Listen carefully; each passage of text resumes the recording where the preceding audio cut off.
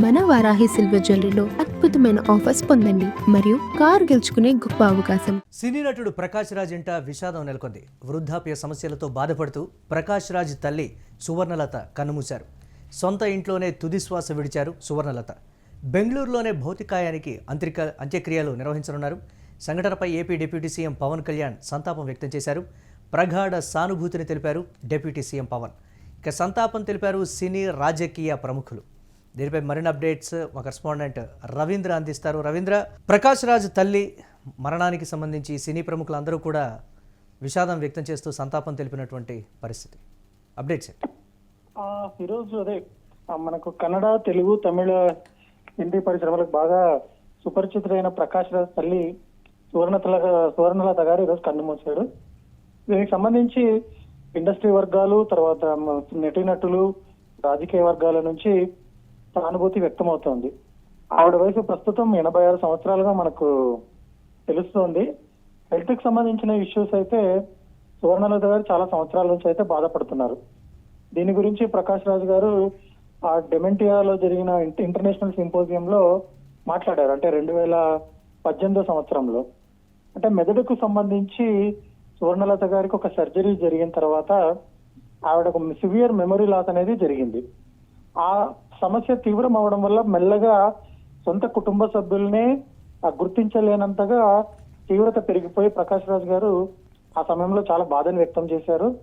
ఎందుకంటే ఎదురుగా పిల్లలు, సంతానం ఉన్నప్పటికీ కూడా వాళ్ళెవరో గుర్తుపట్టలేని స్థితిలో ఆవిడ ఉండడం అనేది తనను చాలా కలవరపరిచిందని, తన మానసిక స్థైర్యాన్ని, దృక్పథాన్ని కూడా మార్చుకునేలా ఈ సంఘటన తనను ఇన్ఫ్లుయెన్స్ చేసిందనేది ప్రకాష్ రాజ్ గారు పలు సందర్భాల్లో చెప్పారు. దాదాపుగా 8 సంవత్సరాలకు పైగానే సువర్ణలత గారు ఈ మెమరీ లాస్ తో బాధపడుతున్న మాట అయితే వాస్తవమే.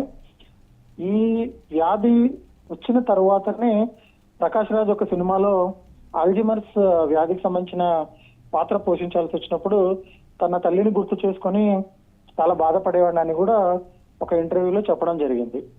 కాబట్టి అంటే ఇన్ని సంవత్సరాలుగా ఇంత క్షోభను అనుభవిస్తున్న సువర్ణలత గారు కన్నుమూయడం అనేది ప్రకాష్ రాజ్ గారికి నిజంగా తీరని లోటే. ఈ సందర్భంగా ఇండస్ట్రీ ప్రముఖులు పవన్ కళ్యాణ్, ఆంధ్రప్రదేశ్ డిప్యూటీ సీఎం పవన్ కళ్యాణ్ గారు కూడా సానుభూతి వ్యక్తం చేశారు.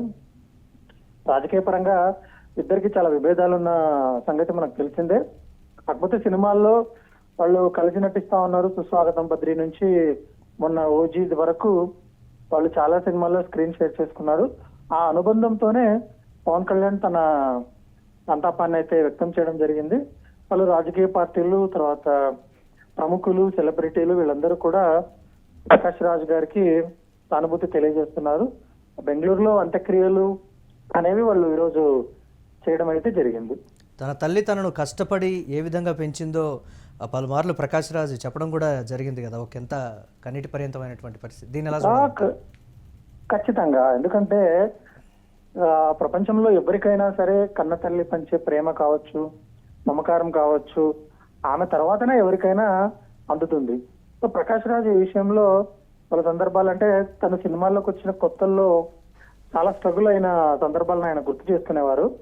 అంటే అవకాశాలు తక్కువగా ఉన్నప్పుడు, సరైన కుటుంబ పోషణకు ఇబ్బందిగా ఉన్నప్పుడు, తను స్ట్రగుల్ అవుతున్నప్పుడు ఆవిడ ఇచ్చిన సపోర్ట్ వల్లే ఇటు కర్ణాటకలో కానీ, ఆ ఉమ్మడి ఆంధ్రప్రదేశ్ లో కానీ తను ఎంతగా స్ట్రగుల్ అయ్యి సినిమా అవకాశాలు తెచ్చుకొని ఒక స్థాయికి వెళ్ళడం జరిగింది అనేది ఆయన వివరించేవారు.